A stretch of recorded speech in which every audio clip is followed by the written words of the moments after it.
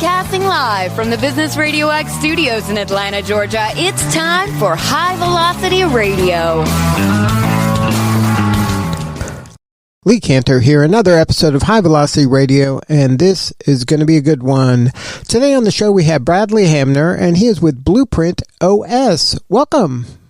Lee, thanks for the opportunity to be with you. I am so excited to learn what you're up to. Tell us about BlueprintOS. How are you serving folks?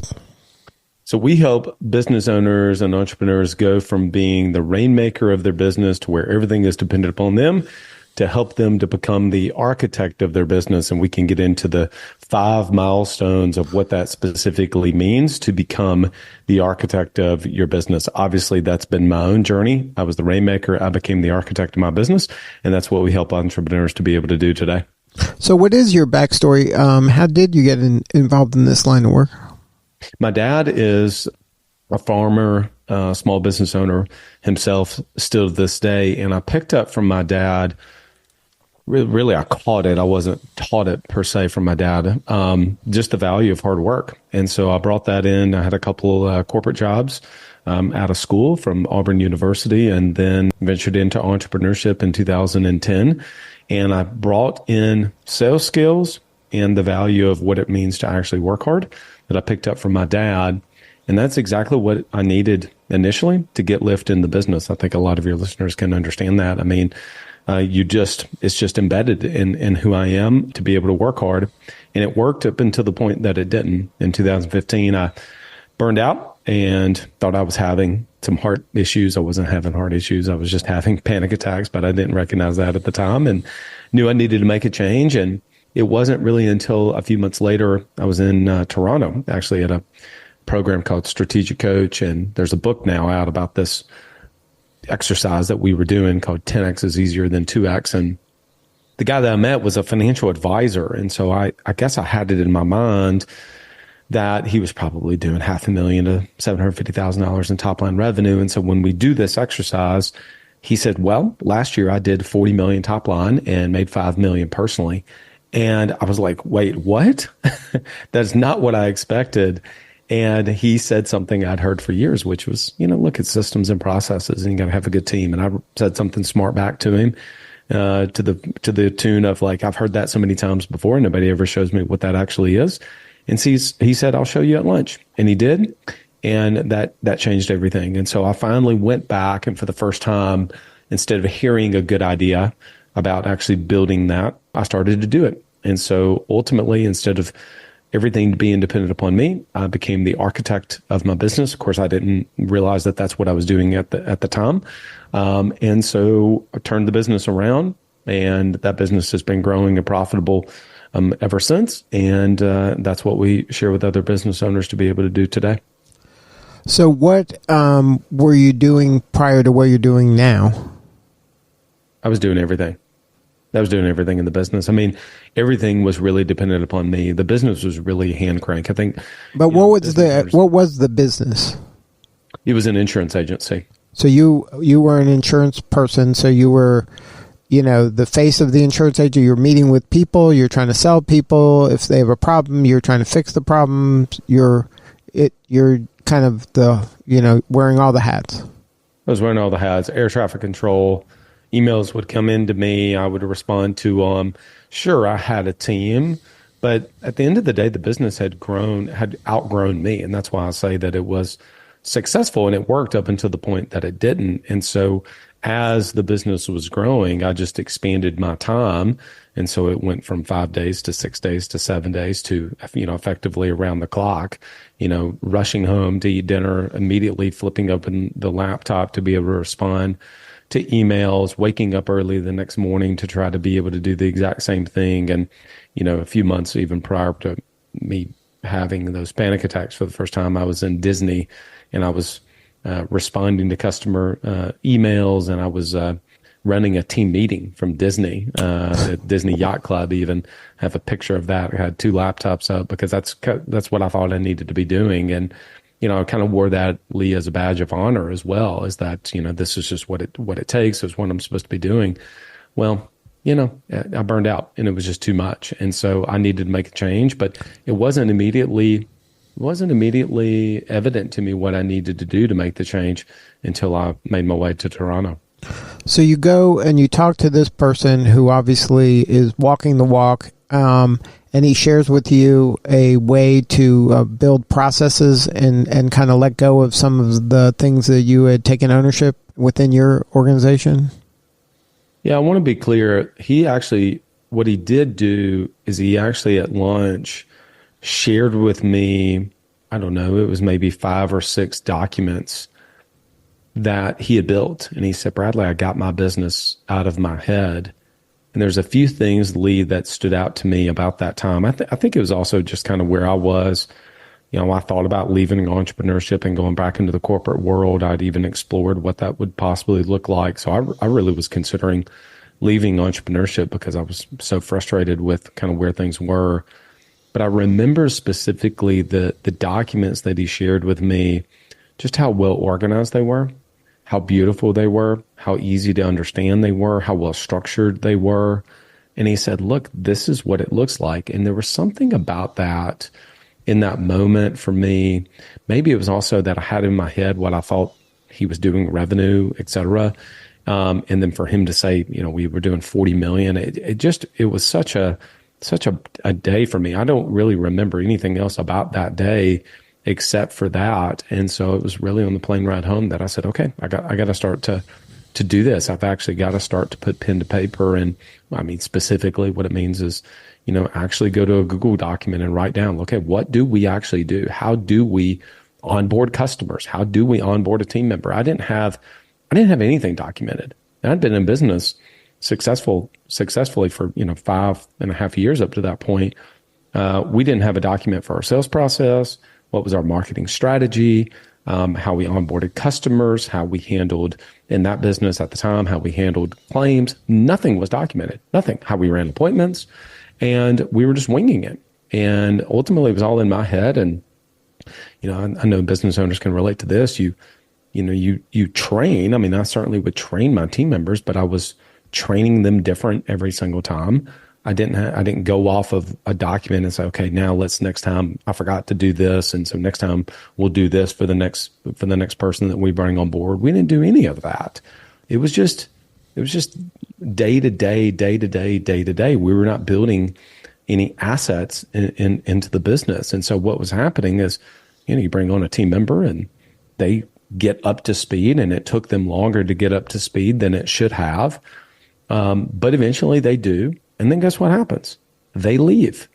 And then what happens? Then you got to do it all again because all that intellectual property walked out the door, and I just was getting tired of it.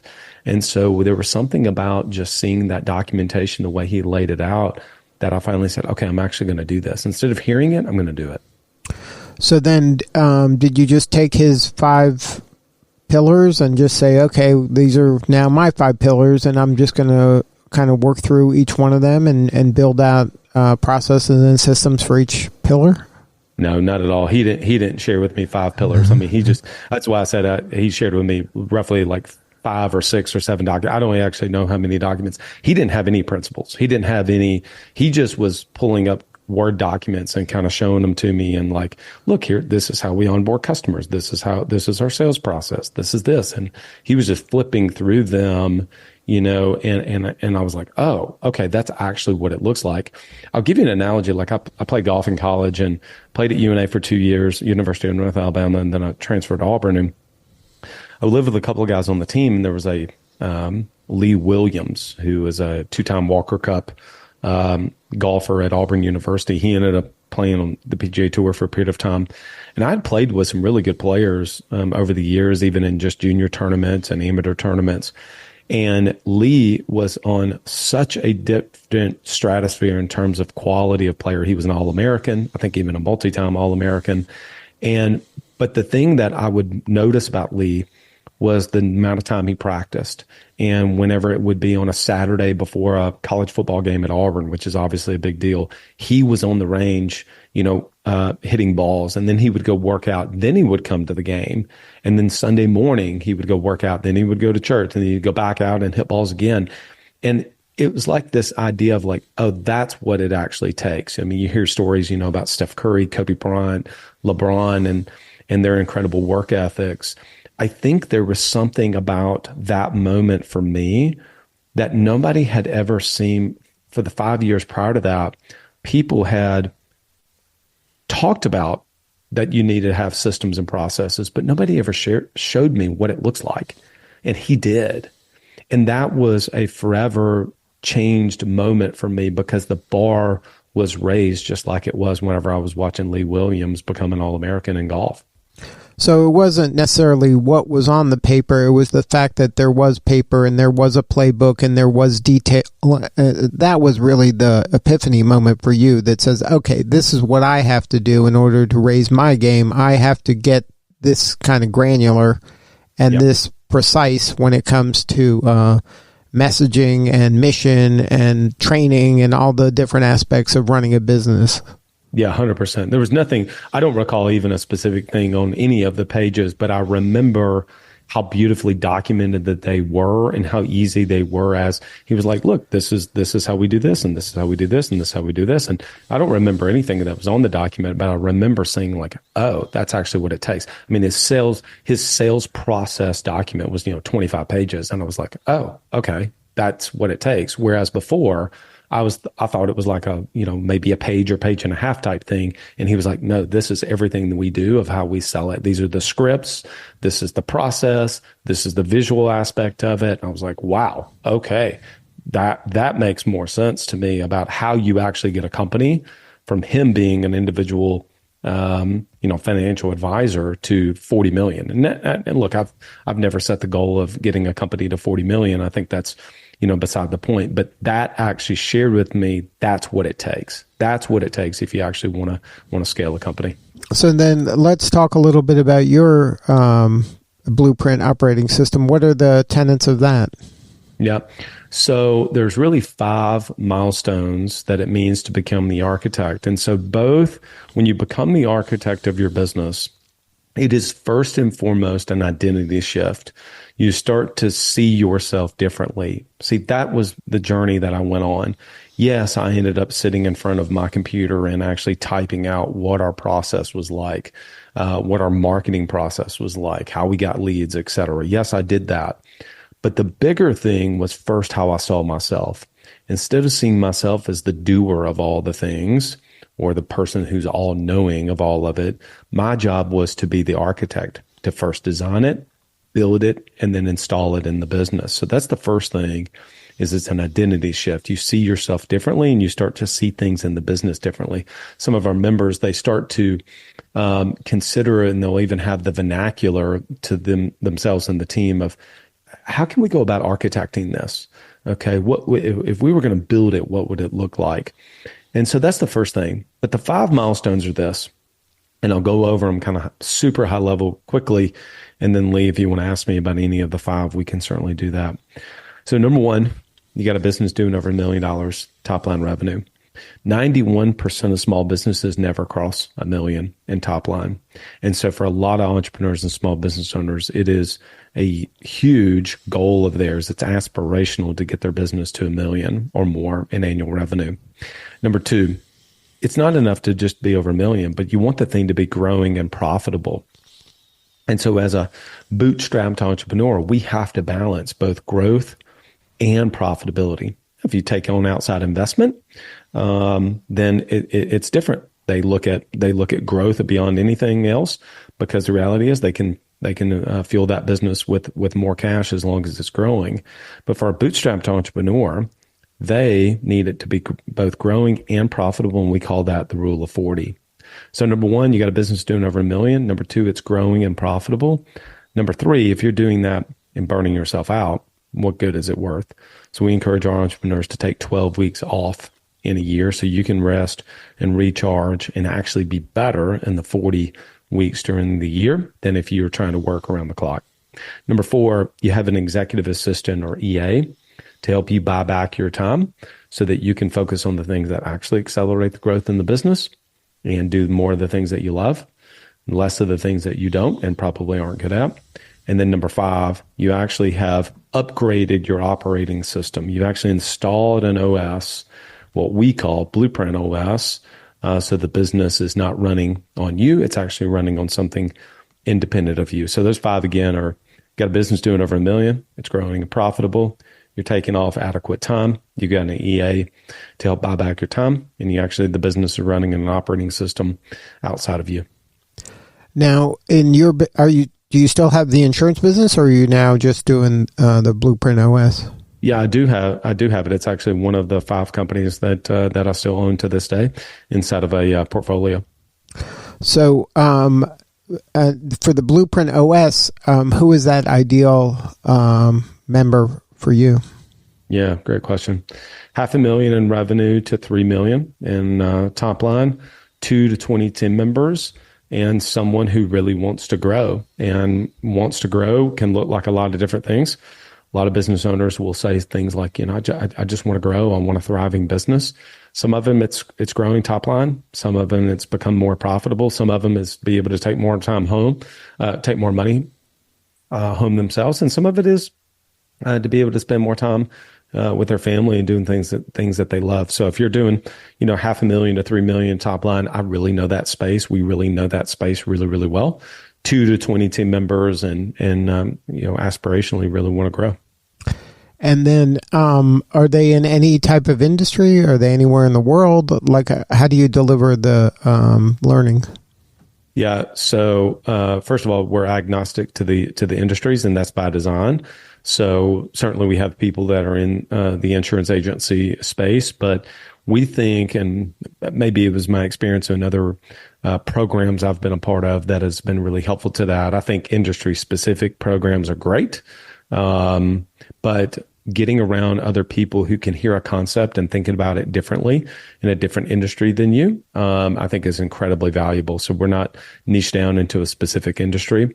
And then secondly, we are together 38 out of 52 weeks in a year. 36 of those weeks are on Zoom.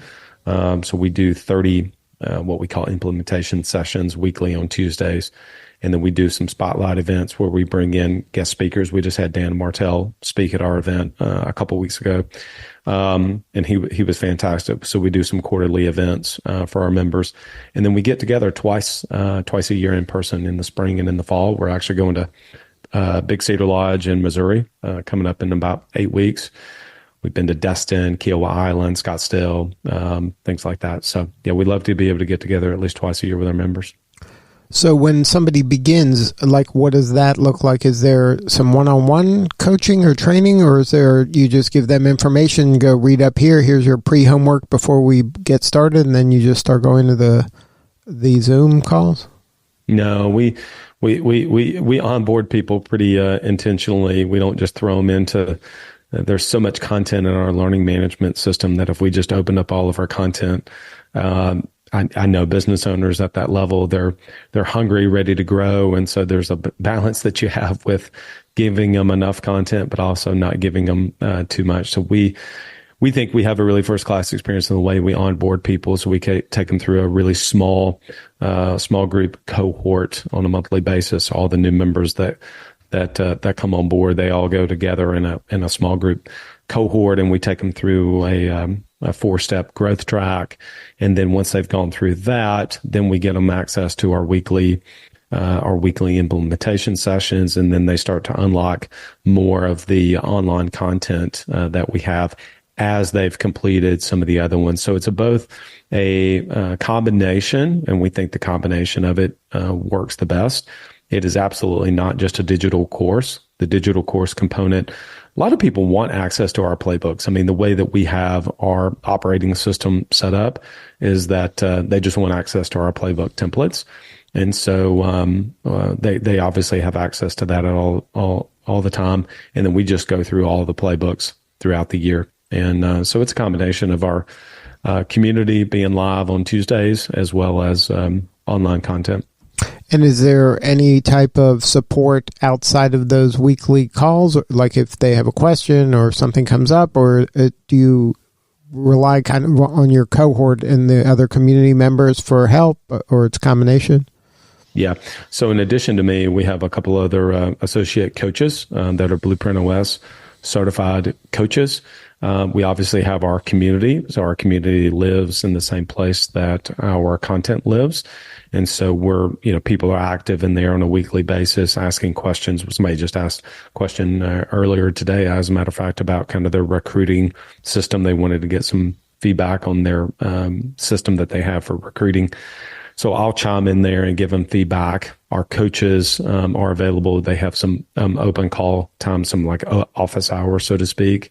And then sometimes people connect with me. Our members connect with me one-on-one via Voxer. So what do you need more of? How can we help you? My job here is just to be able to get the message out of going from being the Rainmaker to becoming the architect of your business. I mean, if people get nothing more out of this, my hope is that they start to see, the movement that we're on is to help more people become the architect of their business. And if they first start with that identity shift to me, then that's my mission, is to help more people to become, instead of having a business that's suffocating and, just solely reliant upon them. I think at the end of the day, business owners got into this for some level of freedom and flexibility. And my belief, our kind of core belief is to be able to get that you started your business for, freedom, flexibility, income potential, is I think you need to become the architect.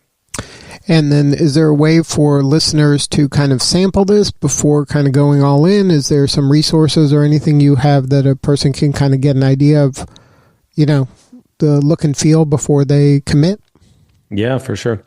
You understand, you hear somebody on a podcast and for the first time, and it's like, yeah, I kind of conceptually get that, but where do I start? So we've put together a starter kit. We call it the Rainmaker Architect starter kit. So they can go and check that out. Go to BlueprintOS.com/assets, BlueprintOS.com/assets. And then they can opt in and get access to our starter kit, which is actually on the same platform as the rest of our content in our community. And so, they can go and check that out. And I've got a bunch of different downloads inside that mini course, and as well as a little over an hour of content from me walking people through that. And you have a podcast too? I do, yeah. So I have a podcast we've had for, about 4.5 years. It's called Above the Business. We think that sessions like this are whenever people are able to get above the business. We love what Gerber has done, where he shared with us in the book E-Myth about don't just work in it, work on it. I agree. I think there's a third dimension as well, and that's to be able to get above the business. And so that's the name of my podcast, is Above the Business. And then what kind of content can people find there?